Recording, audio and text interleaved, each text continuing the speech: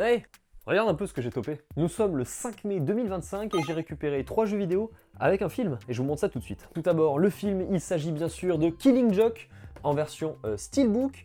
Ça fait un petit moment que je voulais le prendre et il a baissé à 29,99. Du coup, c'était l'opportunité, je pense, parfaite pour récupérer ce petit Steelbook de Killing Joke. Pour les jeux, nous avons 2 Steelbooks, un Digipack. Je pense que c'est la journée Steelbook. Et les 2 Steelbooks, bien sûr, ce sont des jeux PS4. À PS4, il y avait une petite offre et j'ai topé bien sûr le petit 13, voilà, limited edition qui avait été refait, un jeu qui est vraiment très très cool. Par contre, ça avait bien gueulé, je me souviens, quand il est sorti, puisqu'il était vraiment buggé comme pas possible. Bien sûr, Microids, hein, comme d'habitude. Non, je suis méchant parce que Microids, ils ont sorti un jeu que je vous montrerai juste après.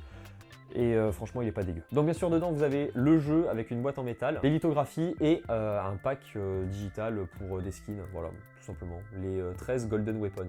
Ça vous permet d'avoir les armes en doré, évidemment. Quant au second jeu, il s'agit de Beyond a Steel Sky, là aussi en Steelbook, la suite de Beneath a Steel Sky. Et ce qui m'a littéralement donné envie de prendre ce jeu, ce n'est pas le jeu, ce n'est pas les images du jeu, c'est tout simplement cette petite marque ici, juste là.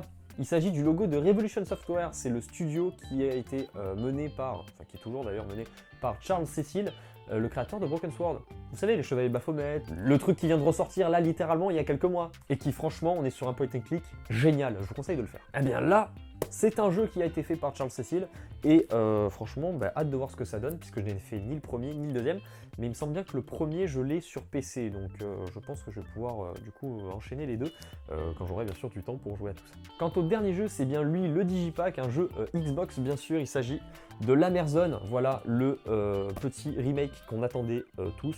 Enfin, les gens qui savaient que le remake allait sortir. Il s'agit d'un point and click qui a été fait par Benoît Socal, celui qui avait fait bien sûr les Siberia. Voilà, c'était juste avant Siberia. Donc on est là sur l'édition 25e anniversaire, et cette édition si spéciale justement contient un Mediabook, donc un petit digipack plutôt sympa.